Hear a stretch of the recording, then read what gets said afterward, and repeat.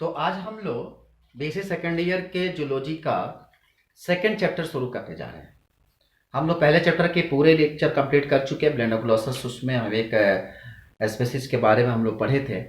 इस बार second chapter हम लोग शुरू करने जा रहे हैं। ये सेकेंड चैप्टर थोड़ा सा कॉम्प्लिकेटेड चैप्टर है। इसके जो भी आप एक ऑर्गेनिज्म इसमें पढ़ेंगे जिसका नाम होगा एम्फिऑक्सिस, वो थोड़ा सा इसका फिजियोलॉजी है, काफ़ी थोड़ा सा डिफिकल्ट फिजियोलॉजी है। उसे समझने के लिए थोड़ा सा वक्त लगेगा। उम्मीद करते हैं कि हम आपको समझाने की पूरी अच्छे तरीके से कोशिश करेंगे, जिससे आपको अच्छे तरीके से समझ में आ जाएगा। ठीक है, तो आज हम इसके दूसरे चैप्टर यानी कि सीफेलोपोडाटा को हम लोग शुरू करने जा रहे हैं। इसका दूसरा चैप्टर सीफेलोपोडाटा, तीसरा चैप्टर जो है इसका इसके बाद का जो चैप्टर उसका नाम है यूरोकोडाटा। तो हम आज सीफेलोपोडाटा को पढ़ने जा रहे हैं। ठीक है, आज हम सीफेलोपोडाटा के बारे में पढ़ेंगे और सीफेलोपोडाटा के थोड़ा सा हम कैरेक्टरिस्टिक फीचर के बारे में जानने की कोशिश करेंगे। ठीक है, कहते हैं कि जो सीफेलोपोडाटा का जो मेंबर होता है वो जनरली ये छोटे, मतलब कि इनकी जो स्ट्रक्चर होती है वह स्मॉल फिश लाइक स्ट्रक्चर होता है। सिर्फ कैसा होता है इसका? स्मॉल फिश लाइक ऑर्गेनिज्म होता है, जो जनरली जो देखने में बिल्कुल मछली जैसी दिखाई देती है। ठीक है, और इसमें चूंकि नोटोकॉर्ड पाए जाते हैं तो इसीलिए इसकी जो कैरेक्टरिस्टिक फीचर होती है वो कॉर्डाटा की तरह दिखाई देता है। यानी कि इसकी मेन कैरेक्टरिस्टिक फीचर जो होती है वह उस पर प्रेजेंट नोटोकॉर्ड के आधार पर हम लोग करते हैं।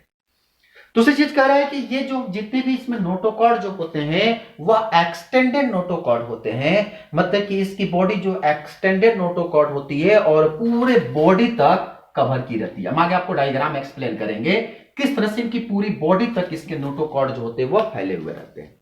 ठीक है, इतना ही नहीं, जब इसके अंदर जो नोटोकॉर्ड होते हैं उसी के ठीक अपोजिट डायरेक्शन में, मतलब ये नोटोकॉर्ड होता है और उसके अपर सिस्टम में जो नर्वस सिस्टम जो होता है कि नर्व सेल पाए जाते हैं। और ये पूरी नर्वस सिस्टम जो होता है, क्योंकि इनमें ब्रेन तो पाए नहीं जाते हैं, फिर भी इनके अंदर वेल डेवलप नर्वस सिस्टम पाए जाते हैं। ठीक है, पर उतना वेल डेवलप नहीं होता है, फिर भी कहते हैं कि इसके जो नर्वस सिस्टम होते हैं अच्छे खासे नर्वस सिस्टम इसमें पाए जाते हैं। ठीक है, इसके बाद कहते हैं कि ये जो बॉडी, इनकी जो बॉडी होती है वो डॉर्सल ट्यूबुलर नर्व ट्यूब पाया जाता है। और इसमें बताया कि इसमें किस तरह की कोई ब्रेन नहीं पाई जाती है। तो डॉर्सल ट्यूबुलर नर्व सेल पाए जाते हैं और ब्रेन सेल इसमें बिल्कुल नहीं पाए जाते हैं। कह रहा है कि इसमें जो फेरिंग्स होते हैं, आपको भी याद होगा ब्लेनोग्लॉसिस में भी फेरिंग्स पाया जाता है, इसमें भी जो आपको एम्फिऑक्सिस का जो मेंबर होता है या जो भी सीफेलोपोडाटा का मेंबर होता है, इसमें फेरिंग्स पाए जाते हैं। और इसकी फेरिंग जो होती है वो लार्ज होती है। क्योंकि इसके फेरिंग्स लार्ज होती है क्योंकि इसी के फेरिंग्स में जो होते हैं वो गिल स्लिट्स पाए जाते हैं। और इसी के रीजन से नीचे जो हमारे पास मिलता है आगे चलकर एसोफेगस से कनेक्टेड हो जाएगा।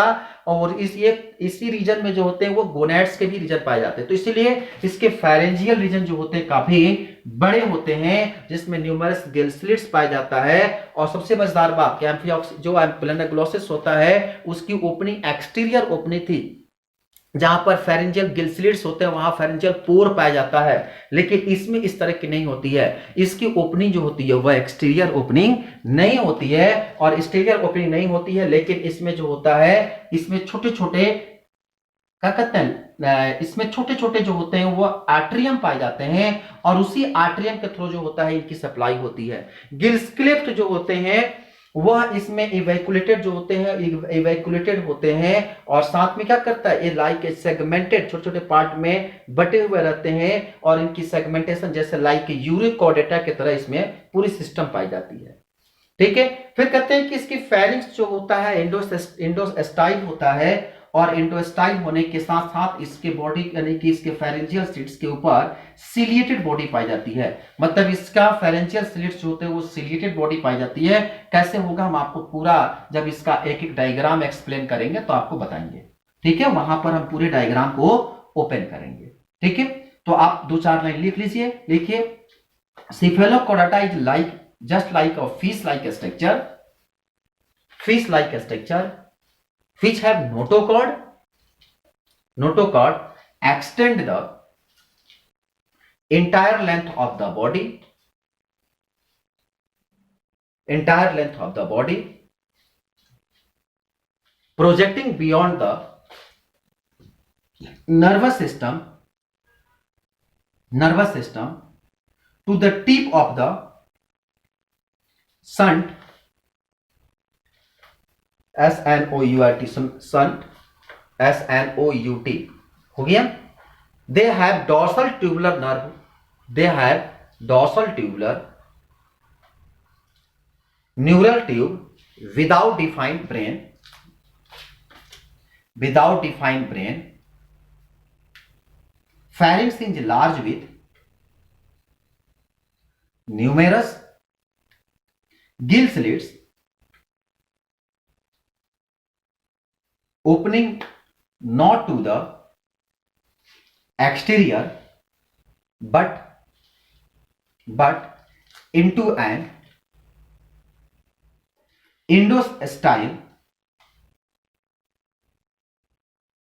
ऐसे लिखो, but an ectoderm, sorry not Indo-style, ectoderm line atrium, जैसे लिखिए the gill slits are equivalent to a stigma of Urochordates. The pharynx has endostyle and ciliated tract which are responsible for ciliary feeding. हो गया। अब लिखिए general characteristic feature of सिफेलोकॉर्डाटा। सिफेलोकॉर्डाटा, इसमें सबसे पहला point, ये जो होता है एक्सट्रीमली मिराइन होता है। तो पहला पॉइंट लिखिए exclusively marine, exclusively marine and, आप लिखिए इसमें marine and solitary form widely distributed in shallow water। तो जिस तरह से ब्लेनोग्लोसस का मेंबर सोलिटरी होता है, एक्सक्लूसिवली मेराइन होता है, इस तरह से इनके भी मेंबर होते हैं। ठीक है। दूसरा पॉइंट में लिखिए mostly sedimentary and buried with only anterior body end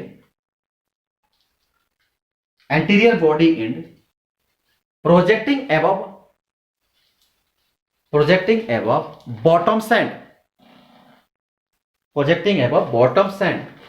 मतलब कि ये काफी लोअर सरफेस में नहीं पाए जाते हैं। ये जो होते हैं थोड़ा सा बॉटम, मतलब कि जो सतह होते हैं उसकी थोड़े से अपर सरफेस में, या कह सकते हैं कि आप जिस तरह से यूरोकोर्डाटा का जो मेंबर होता है करीब करीब 10 से 12 माइल नीचे पाया जाता है। मतलब कि समुद्री सतह पर चूंकि सेसाइल होता है, वो जो होता है, या तो सब जो पत्थर होते हैं, साधारण तौर पर जो पत्थर होते हैं वो पानी में फ्लोट नहीं करते रहते। वो नल नील वाली सिस्टम तो होता नहीं है कि नल नील जो पत्थर फेंक दिए तो पानी फ्लोट करने लगे, ऐसा नहीं होता है। साधारण तौर पर जो पत्थर होते हैं वो समुद्र में पाए जाते हैं, तो काफी जमीन पर पाए जाते हैं। तो यूरोकोर्डाटा के जितने मेंबर होते हैं वो पत्थर पे चिपके हुए रहते हैं। उसी तरह से ये इनके जो ऑर्गेनिज्म होते हैं पत्थर पे तो नहीं चिपके हुए हैं, लेकिन ये नॉर्मली थोड़ा सा जो सतह होता है उससे थोड़ा सा ऊपर पाए जाते हैं। ठीक है। तीसरा लिखिए बॉडी स्मॉल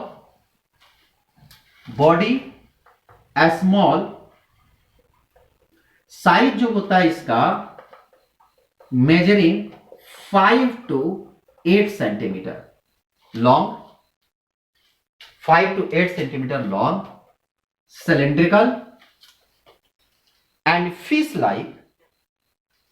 लाइक ट्रांसपेरेंट। हम आगे आपको बताएंगे यूरोकोर्डाटा का मेंबर जो होता है या इसके मेंबर में तो चलो कोई दिक्कत ज्यादा, चूंकि इसके बॉडी के नीचे सिलोमिक रीजन पाया जाता है, पर यूरोकोर्डाटा का जो मेंबर होता है उसका कलर पिंक कलर का होता है। ऐसा क्यों होता है? उसकी बॉडी भी ट्रांसपेरेंट होती है पर उसका कलर जो होता है लाइटली पिंक कलर का होता है। क्यों होता है हम आपको जब यूरोकोर्डाटा पढ़ाएंगे तो हम बताएंगे। लेकिन यहां पे जो बॉडी होती है इसकी बॉडी कैसी होती है? लंबी होती है और ट्रांसपेरेंट होती है। ठीक है। चौथा लिखिए body metamerically segmented and divisible into trunk and tail. ध्यान रहे ब्लेनोग्लोसस के मेंबर 3 भाग में सेगमेंटेड, तो उसमें ट्रिप्लोब्लास्टिक कहते हैं। ये 2 भाग में डिवाइड होता है, इसीलिए इसको हम लोग कहते हैं डिप्लोब्लास्टिक। तो आप ब्रैकेट में लिख सकते हो डिप्लोब्लास्टिक। ठीक है, इसमें जो हेड होता है लिख लो, हेड इज एब्सेंट। इसमें हेड जो होता है वह नहीं पाया जाता है। 5वां पॉइंट लिखिए, पेयर अपेंडेज या पेयर फिन्स आर एब्सेंट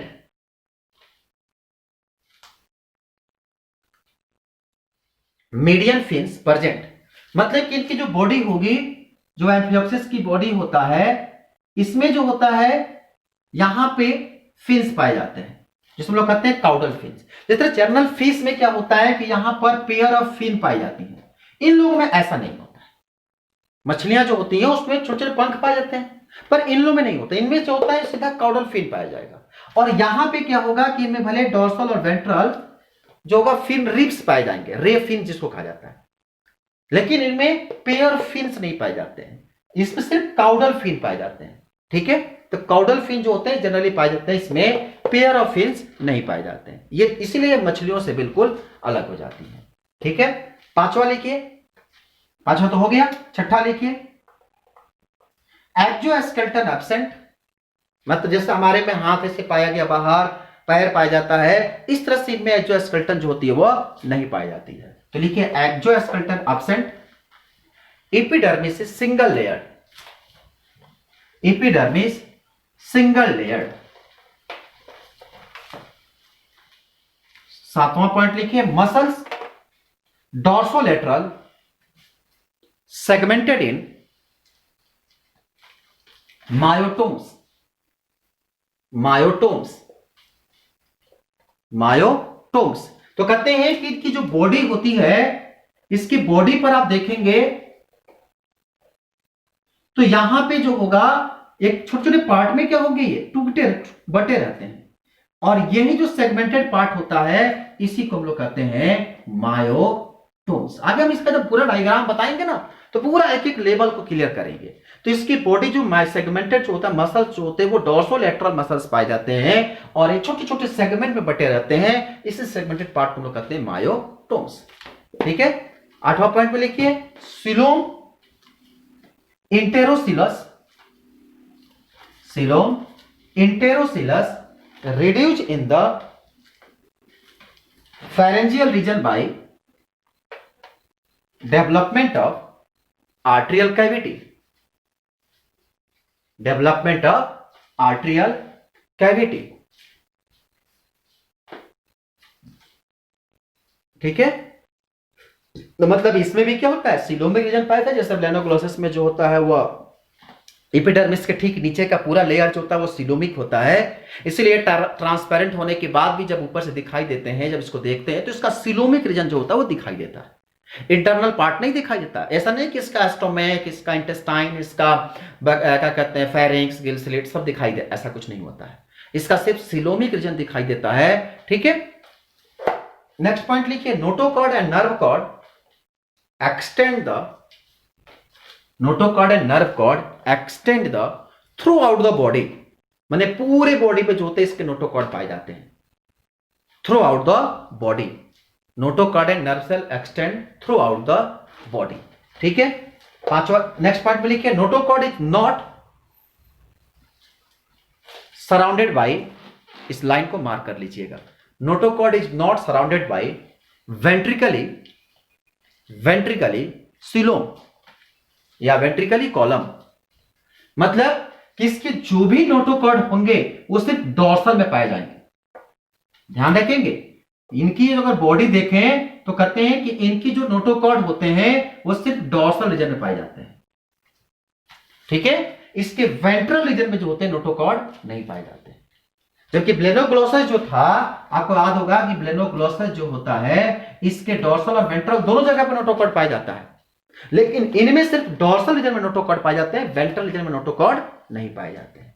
ठीक है, तो ये काफी इंपॉर्टेंट मार्क है। आगे लिखिए, mouth is, next point, mouth is ventral and anterior, while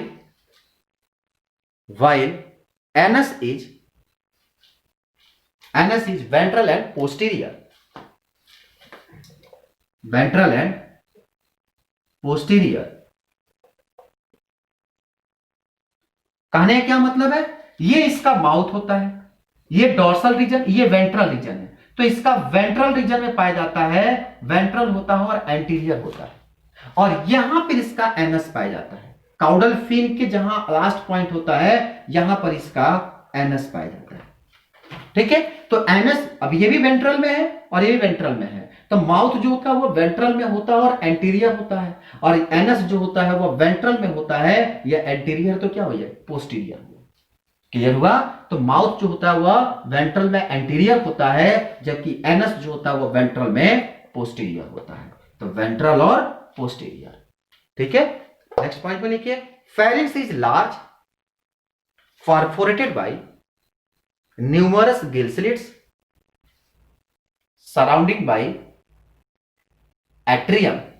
अब देखो, ये होता है फेरिंक्स का रीजन, और फेरिंक्स जो होता है काफी बड़ा होता है, लंबे एरिया में होता है, और इसमें जो होते हैं वह गिल स्लिट्स पाए जाते हैं, और इसी में जो होते हैं वह एट्रियम होते हैं, जो इसी एट्रियम के थ्रू जो होता है इसका एस्केटरी प्रोडक्ट, मतलब जो CO2 बाहर निकलते हैं। इसमें फेरेंजियल पोर नहीं पाए जाते हैं, इसी एट्रियम के माध्यम से जो होता है वह CO2 को बाहर निकालता है।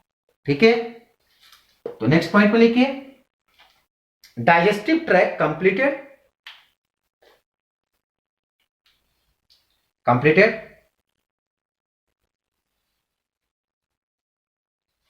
हो गया। अब नेक्स्ट पॉइंट पे लिखिए, respiration through general body surface, no special organ for respiration present. No special organ, जैसे हम लोग में नोज पाए जाते हैं, इन लोग में सब माउथ होता है, तो इन लोग माउथ के थ्रू ही सारे वाटर पार्टिकल जो होते हैं आते हैं। तो इसमें लिख लीजिए, no special organs for respiration present. Next लिखिए, circulatory system well develop, close and without heart, respiratory pigment, hepatic without heart and respiratory pigment, ना इसमें हार्ट पाया जाता है ना कोई रेस्पिरेटरी पिगमेंट पाया जाता है। Respiratory pigment, hepatic portal system developed. तो कह सकते हैं कि जब इनके अंदर कोई रेस्पिरेटरी पिगमेंट नहीं होंगे तो इनकी कलर कैसी होगी, कलरलेस होगी। मतलब सॉरी, इनकी कलर नहीं, कि ब्लड की जो कलर होगी वह कलरलेस होगी, क्योंकि हमारे अंदर जो होता है वह हीम पाया जाता है, हीमोग्लोबिन होते से चलते हैं, हमारा बॉडी जो ब्लड जो होता है कलर होता है, और यही हीमोग्लोबिन जो होता है वह रेस्पिरेटरी पिगमेंट के रूप में काम करता है, जो हमारे ऑक्सीजन और CO2 का ट्रांसपोर्टेशन करता है। पर इस तरह की इनमें कोई पिगमेंट नहीं पाई जाती है, यही वजह होता है कि इनकी कलर जो ब्लड की जो कलर होती है वह कलरलेस होती है। ठीक है, नेक्स्ट पॉइंट में लिखिए, एक्सक्रिएशन बाय प्रोटोनेफ्रेडिया। ध्यान रहे, एक्सक्रीशन बाय प्रोटोनेफ्रेडिया, इसमें प्रोटोनेफ्रेडिया पाया जाता है। हम उसका लेवल डायग्राम बनाएंगे, प्रोटोनेफ्रेडिया कैसे काम करता है, कैसे नेटवर्किंग का स्ट्रक्चर बनाता है। तो प्रोटोनेफ्रेडिया विथ सोलेनोसाइट्स, जिसके बाहर जिसके थ्रू निकलता है वह वहां पर ऑर्गन के रूप में सेलेनोसाइट्स कहलाता है। ठीक है, सेलेनोसाइट्स। नेक्स्ट पॉइंट पे लिखिए, nerve cord dorsal and tubular without ganglion. इस लाइन को मार्क करना, without ganglia and brain.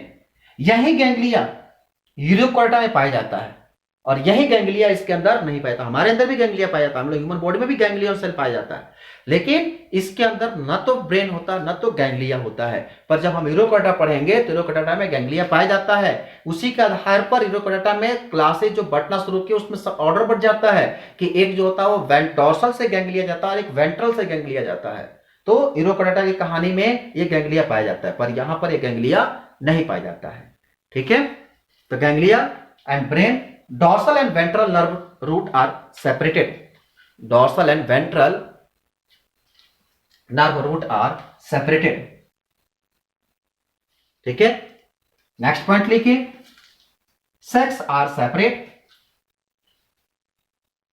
Gonads numerous and metamerically arranged on the body wall.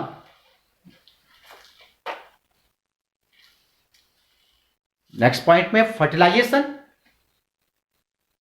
External take place in sea water, fertilization external take place and in sea water. Next point में लिखिए, development indirect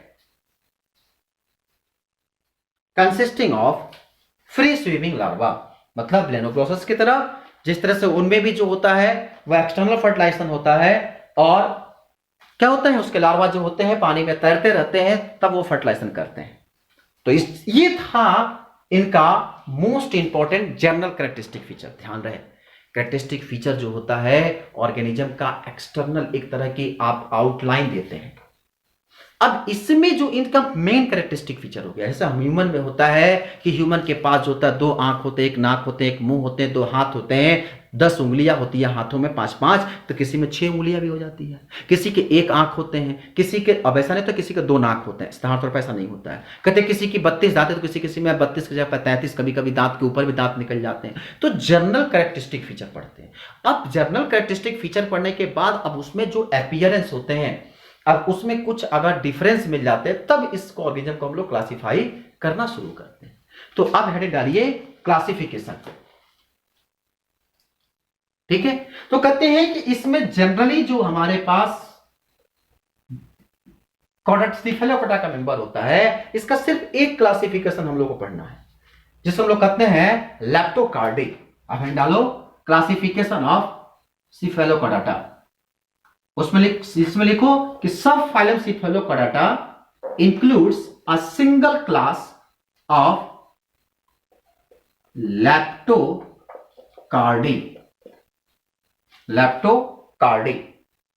अब देखो लैप्टोकार्डी जो एक class है, इसका अगर हम कैरेक्टरिस्टिक फीचर, ये क्लास है, लैप्टोकार्डी जो है वह क्लास है, सिर्फ एक क्लास है लैप्टोकार्डी।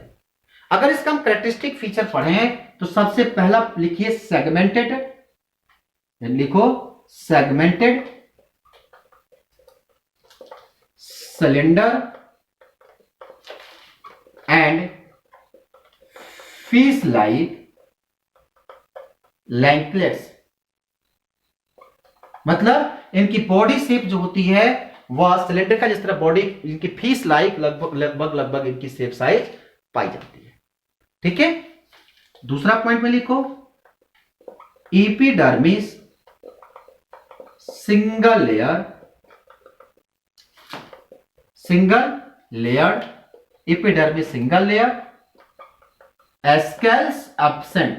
स्केल समझते हैं ना, जैसे मछलियों को आप देखते हैं तो उसके ऊपर चुइयां निकलते हैं तो उसमें छोटे छोटे नहीं स्केल्स आते हैं, व्हाइट व्हाइट जैसे पैसे की तरह, सिक्के के आकार का, उस तरह से इसके अंदर स्केल्स जो होते हैं वह नहीं पाए जाते हैं।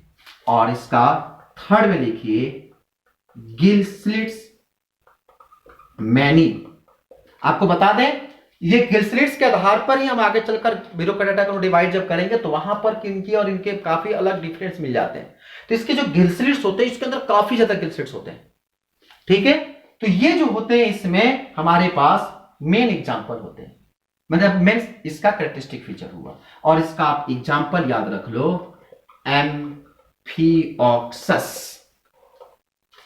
ठीक है, एम्फिओक्सस, इसी को हम लोग कहते हैं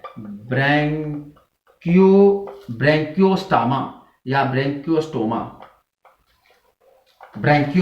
एम्फिओक्सिस यानी ब्रैंकियोस्टोमा।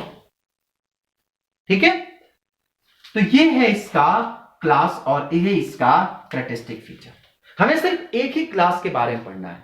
अच्छा है, एक ही क्लास के बारे में पढ़ना है क्योंकि ये है बड़ा डिफिकल्ट, मतलब कि एक ही ऑर्गेनिज्म है और ये काफी डिफिकल्ट की तरह, मतलब इसका जब कैरेक्टरिस्टिक फीचर पढ़ना शुरू करेंगे ना तो काफी कॉम्प्लिकेटेड है, थोड़ा सा इसको समझने में बड़ा वक्त लगता है, समझने में थोड़ा दिक्कत होगा, लेकिन हम उम्मीद करेंगे कि आपको अच्छे तरीके से समझाकर और आपको नोट्स लिखवा देंगे, जिसके चलते आपको जब आप बना लेंगे तो आपको समझने में दिक्कत नहीं होगा।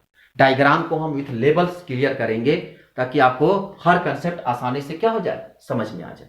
ठीक है, आइए अब यहां से हम एक एक चीज के बारे में पढ़ना शुरू करते हैं।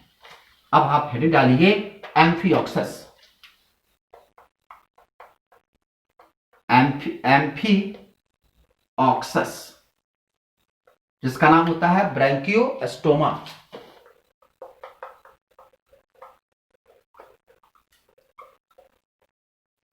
ठीक है, अब देखो जो ब्रैंकियोस्टोमा है इसी को हम लोग कहते हैं लैंसलेट। इसी का हम लोग कहते हैं द लैंसलेट। अब आपको पता है इसका लैंसलेट क्यों कहा जाता है? जो इसकी ओरल पार्ट होता है ना, जो वेस्टिबुलाई होता है, वो कन्वेक्स लेंस की तरह होता है। आप जब उसको देखेंगे तो जो इसका ओरल वेस्टिबुलाई जो होता है, इसके चारों तरफ ये ओरल हुड पाए जाते हैं। ये जो होते हैं उसके चारों तरफ ओरल हुड पाए जाते हैं। जैसे मान लीजिए कि ये आपका ये जो एरिया होता है इसे हम लोग कहते हैं वेस्टिबुलाई। ठीक है, और ये जो हमारे पास है इस एरिया को हम लोग कहते हैं ओरल हुड।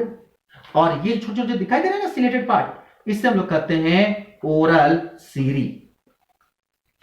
ठीक है, तो ये इसके जो वेस्टिबुलाई जो होते हैं वो लेंस लाइक स्ट्रक्चर दिखाते हैं और इसीलिए इनको हम लोग कहते हैं lancelet.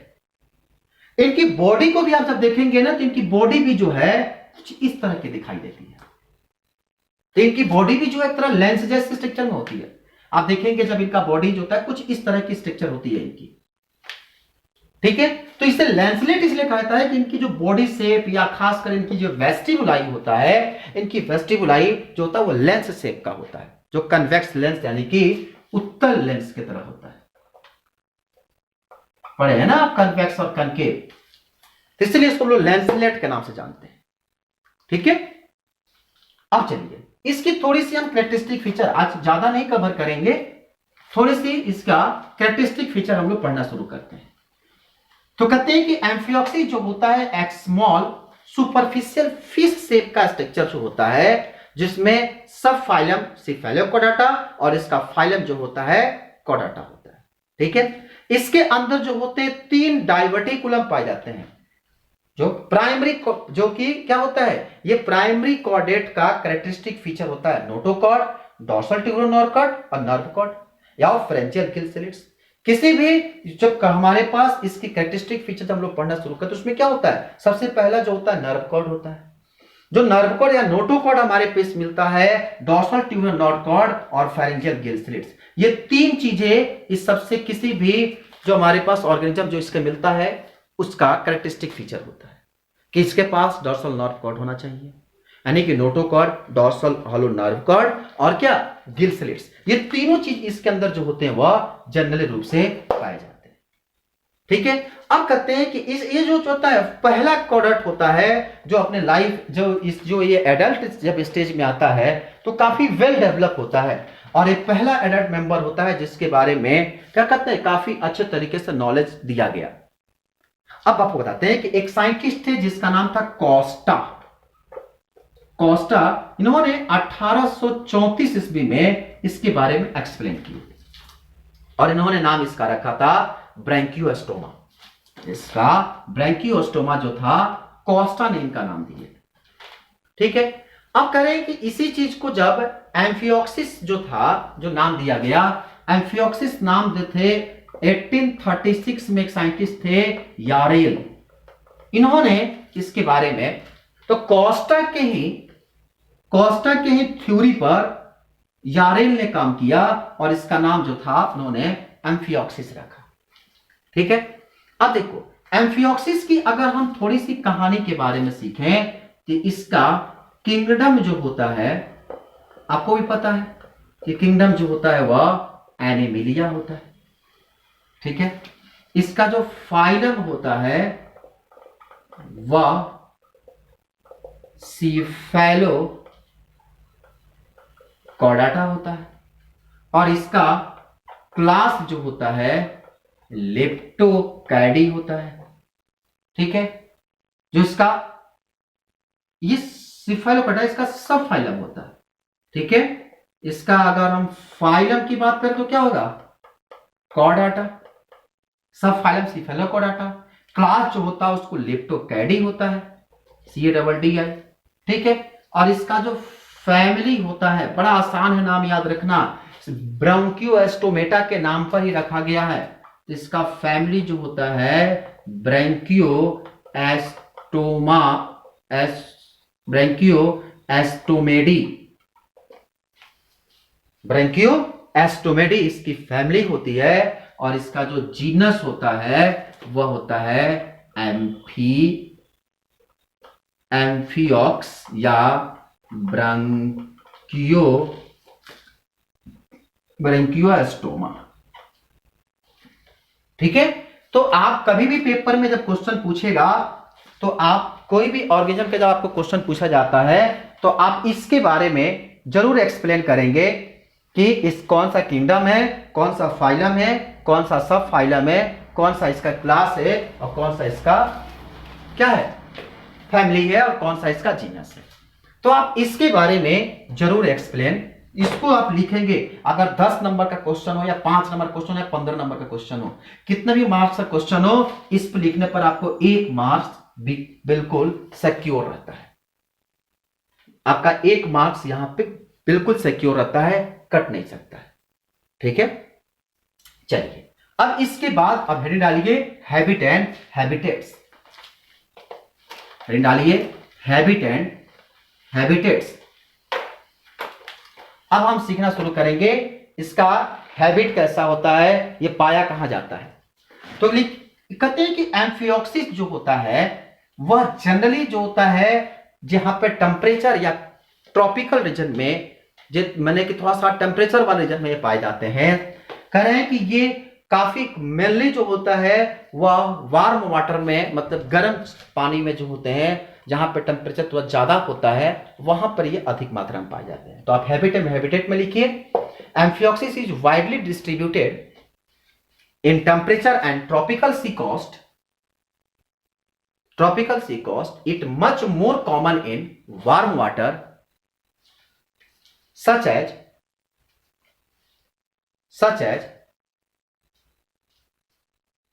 Mediterranean and Bay of Nepal, and live and bred in a great number in salt lagoon, the plateau या प्लेटॉन, इसका जो क्या होते हैं मिसेनिया की जगह पर एक होता है, इसमें लोग कहते हैं पेंटेनो, लिख लीजिए पेंटेनो, नियर द मिसेनिया या मिसेनिया, इसको आप पढ़िए, मिसेना पढ़िए, जो भी पढ़ना है, ठीक है।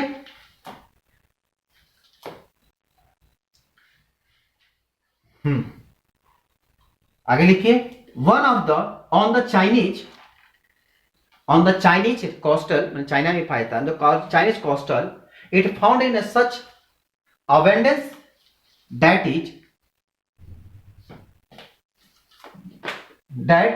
It is sold as food.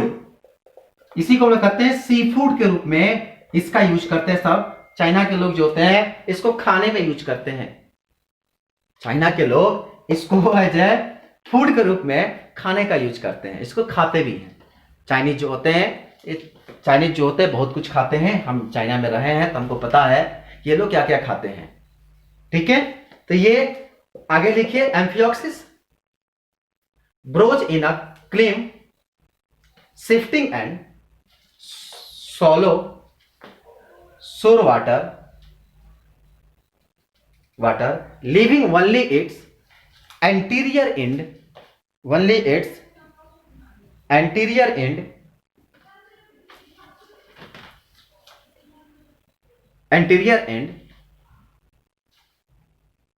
Protonated या इंटीरियर एंड करके थोड़ा सा दे दीजिए, ठीक है।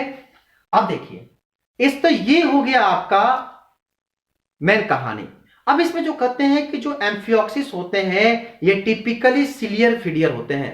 ध्यान रहे, सिलियरी फीडर का मतलब ये नहीं होता है कि ये सिलिया खाते हैं, नहीं। सिलियरी फीडर का मतलब ये होता है कि जो इसके ओरल हुड पाए जाते हैं, आपको हम बताएं कि इनके जो शेप होते हैं, अगर इसका हम थोड़ा सा आपको एक छोटा सा लेवल डायग्राम, हम काफी आगे की तरफ नहीं जा रहे, आपको इसका हम थोड़ा सा केवल बेसिक कंसेप्ट दे दें, पूरा डायग्राम हम नहीं बना पाएंगे, ठीक है। कहते हैं कि इसका जो ये, अगर मान लीजिए कि हमारे पास ये वेस्टिबुलाई होता है, ये क्या है, वेस्टिबुलाई है, और ये से हम लोग कहते हैं ओरल हुड, ठीक है। और इसके चारों तरफ ऐसे स्पाइक लाइक स्ट्रक्चर होता है जिससे हम लोग कहते हैं ओरल सीरी। आगे हम बताएंगे, बड़ा यहां बड़ा आसान दिख रहा है ना, पर ऐसा आसान होता नहीं है। ये वेस्टिबुलाई भी इतना आसान नहीं होता है, काफी डिफिकल्ट स्ट्रक्चर होता है इसका, ठीक है। अब देखो, ये इसकी जो अपर लेयर होता है इससे हम लोग कहते हैं रोस्ट्रम, ठीक है। जब इसी डायग्राम को जो आप ऐसे बनाएंगे, ये नॉर्मल जब आप एम्फिऑक्सिस बनाएंगे तो इस तरह का ये जो यहां पे ऐसे स्पाइक लाइक स्ट्रक्चर होता है, इसी को हम लोग कहते हैं रोस्ट्रम, ठीक है।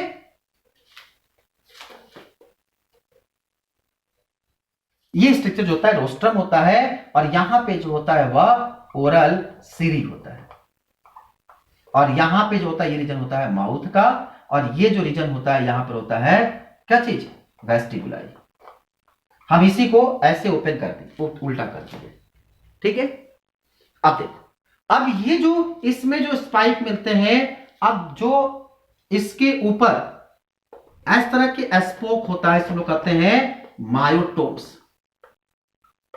अगर आप इसको ऐसे बनाएंगे तो यहां पे जो होते हैं, अगर ये नॉर्व कॉर्ड है, ये क्या है, अगर नोटोकॉर्ड है तो नोटोकॉर्ड के दोनों तरफ इसके अपर लेयर पर इसका मस्कुलर रेंज होता है, जिसे हम लोग कहते हैं मायोटोम्स, ठीक है। और ये जो रीजन होता है इसे हम लोग कहते हैं एंटीरियर रीजन, मतलब ये पार्ट जो होता है उसको हम लोग कहते हैं एंटीरियर पार्ट, और ये पार्ट जो होता है उसको हम लोग कहते हैं पोस्टीरियर पार्ट, ठीक है।